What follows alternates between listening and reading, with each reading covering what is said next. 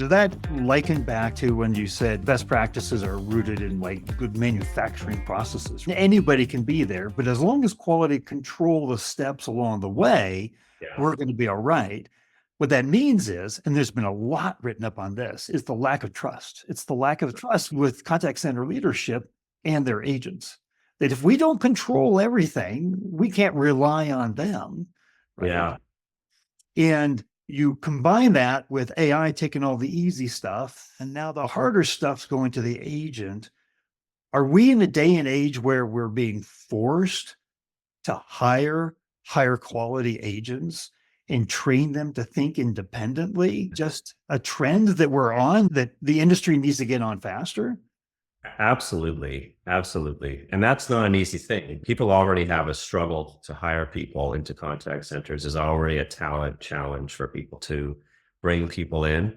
And now the reality is you actually need to bring in a higher caliber of individual, definitely somebody with higher EQ, definitely training them and giving them and positioning them to make judgment calls and to have more flexibility in how they do their jobs. But the reality is that actually the great, beautiful catch to that is if you actually brought in really high EQ, smart people, paid them well, focus on these clear outcomes and giving them more room to navigate to get there, guess what happens?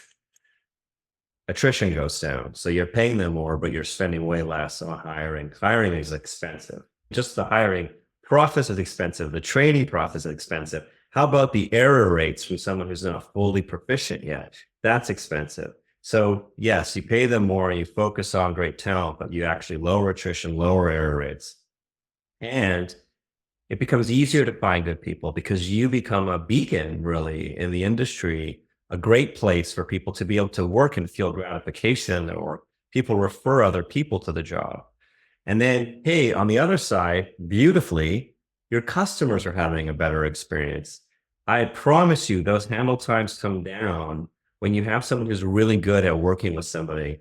A lot of handle time issues that I see, and it's funny because people will have handle time targets and all it does is put more strain and actually sometimes cause higher handle time because you're stressed and you're not equipped and you don't have decision-making capability, and it creates holes early in calls that agents can't get out of, and it gets the customer more and more frustrated, and now you have to de-escalate. It takes longer and longer. So your handle times come down, your customer experience is substantially better. Your first contact resolution is so much higher.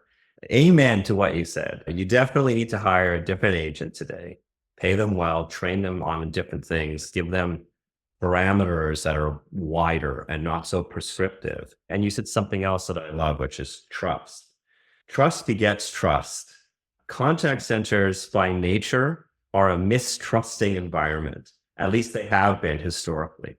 If I'm measuring you on 37 metrics and micromanaging you to them and then performance managing you on them, regardless of circumstance, and that happens, you've got a big contact center, you've got a bunch of team leaders, maybe you haven't properly trained them and given them the tools and empowered them. And so they defer to, hey, this happens, you got a written warning, this happens, there's no humanity and there's nothing circumstantial about that. But you, Steve, could be late as an example 17 times in a year because you've got some serious childcare issues at home that maybe I can work with you on your schedule for, whereas I'm late only 15 times in a year, but it's always an hour and it's every Monday morning because I'm just not being responsible and taking it seriously.